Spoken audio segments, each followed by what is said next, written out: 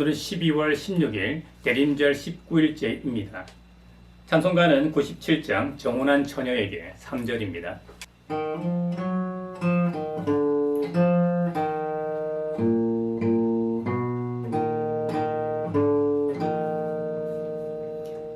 천사의 말을 듣고 드린 마리아 떨리는 마음으로 그 말씀 들었네. 주 천사 전한 말씀 그 맘에 새겼네. 오늘 제목은 성령의 인도하심을 받은 사람은입니다. 본문 말씀은 갈라디아서 6장 1절입니다.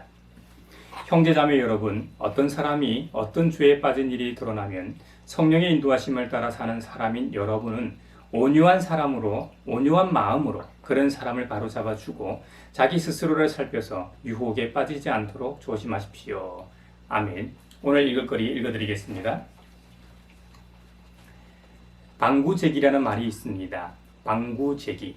맹자의 말이지요. 어떤 문제에 부딪혔을 때 그 원인을 자기 자신에게서 찾는다는 말입니다. 자신을 먼저 성찰한다는 말이지요. 지도자를 백성이 가까이 따르지 않는다면 그때는 어떻게 해야 하겠습니까? 맹자는 자신이 사랑으로 대했는지 생각하라 했습니다. 잘 다스리려 해도 따르지 않으면 그때는 어떻게 해야 할까요? 지혜롭지 않았는지 성찰하라 했지요. 상대에게 예를 다했는데도 화답하지 않는다면 또 어떻게 해야 할까요? 존경하는 마음으로 대했는지 반성하라 했습니다. 맹자의 가르침은 무엇보다 지도자의 태도를 말합니다. 그러나 어찌 지도자뿐이겠습니까? 날마다 자신을 성찰하며 살아간다면 우리의 삶도 그리 어긋나지는 않을 것입니다. 무엇보다 신앙인이란 날마다 하나님의 말씀에 비추어서 자신을 성찰하며 사는 사람이 아닐까요? 여러분은 성령께서 인도하여 주시는 대로 살아가십시오. 사도 바울의 말입니다. 성령의 인도하심을 따라 사는 사람은 어떤 사람일까요? 바울은 육체의 욕망을 따라 살지 않는 사람이라고 했습니다. 그런데 육체의 욕망을 따르지 않는 사람은 또 어떤 사람일까요? 세상의 모든 인과 연을 다 끊고 산속에 들어가 홀로 사는 자연인일까요? 아니지요. 성령의 인도하심을 따르는 사람은 일상을 내팽개치고 도망치는 사람이 아닙니다. 이 세상 한복판에서 언제나 성령의 인도하심을 따라 살면서 성령의 열매를 맺는 사람입니다.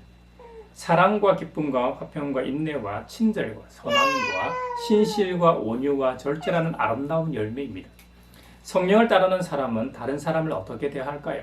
특히 죄에 빠진 형제자매를 어떻게 대해야 할까요?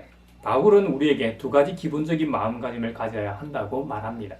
첫째는 온유한 마음으로 바로 잡아주라고 합니다. 온유한 마음, 보드랍고 따뜻한 마음입니다. 세상에서는 죄를 지은 사람을 어떻게 대할까요? 냉정하게, 차갑고 엄하게 대하지요. 그런데 바울은 온유한 마음이어야 한답니다. 물론 바울은 바로잡지 말라는 게 결코 아닙니다. 잘못된 것은 반드시 바로 잡아야 합니다. 그러나 잊지 말아야 할 것은 온유한 마음입니다. 온유함, 그것은 바로 성령의 열매이지요. 성령이 거하시는 교회 안에서는 서로 온유한 마음으로 대해야 합니다. 잘못한 사람을 바로 잡을 때는 더욱더 비분관계하는 불타는 마음이 아니라 온유한 마음으로 대해야 합니다. 온유한 마음이라야 그 사람의 머리 위에 숯불을 얹을 수 있기 때문입니다. 그런데 그렇게 온유한 마음으로 바로잡고 나서는 어떻게 해야 하지요? 자기 스스로를 살펴서 유혹에 빠지지 않도록 조심하십시오. 무슨 말입니까? 자기 자신을 살피라는 것입니다. 다른 사람을 바로잡는 것으로 다 끝나는 게 아닙니다. 자기 자신을 스스로 살펴야 한다는 말입니다.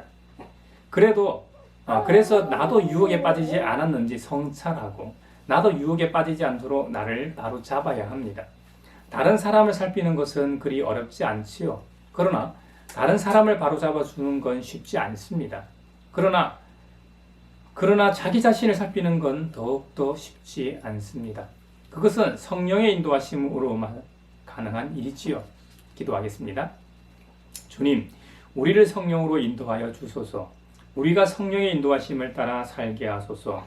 온유한 마음으로 사람을 대하게 하시고 스스로 살펴 유혹에 빠지지 않게 하소서. 아멘. 대림절 하루인 또 하루인 오늘 하루도 세상 속에서 평화를 전하는 무엇보다 성령의 열매를 맺어가는 저와 여러분이 됐으면 좋겠습니다.